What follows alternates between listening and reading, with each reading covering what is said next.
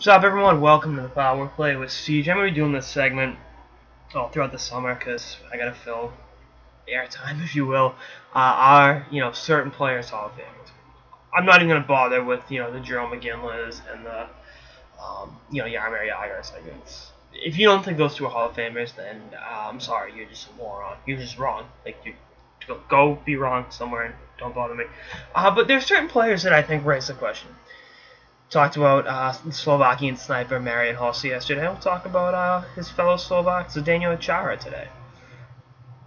When the Bruins got Chara in 2006, so 10 years ago this summer, I was 14, and I was over the moon. He's going to be the best defenseman the Bruins have had since Ray Bourque.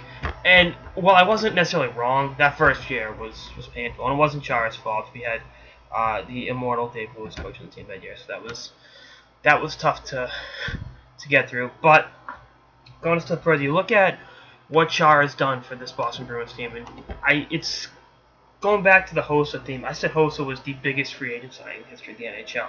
Not only from a financial perspective, because that's kind of semantics, but in terms of the impact he had on the culture of that Blackhawks team. They were close.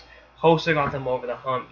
Chara, and to a certain degree Mark Savard, who kind of gets lost in all this, changed the culture of this franchise. And they went back to being the big bad Bruins, and they were able to win a Stanley Cup.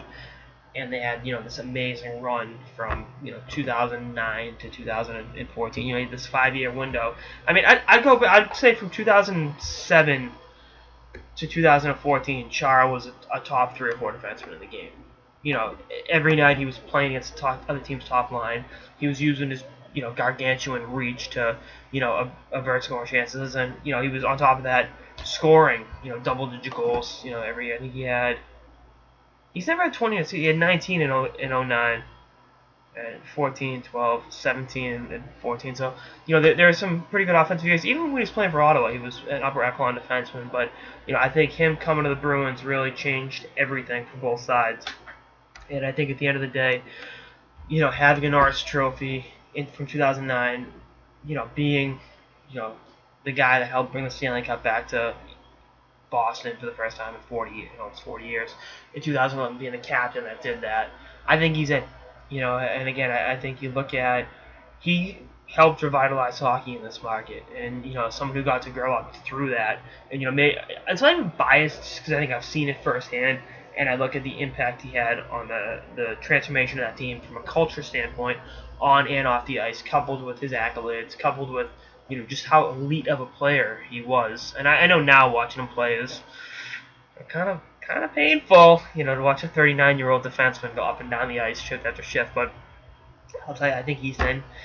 And you can feel free to debate. You can feel free to disagree with me.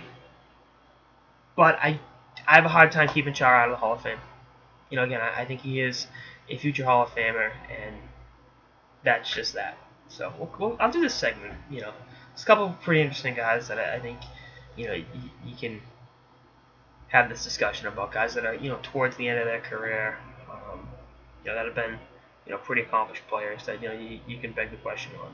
So, I saw someone comment Patrick Elias. I'll definitely dish on Elias. And actually, I think I've done that piece before, but why not do it again to fill time between now and when training camp opens in 7 weeks?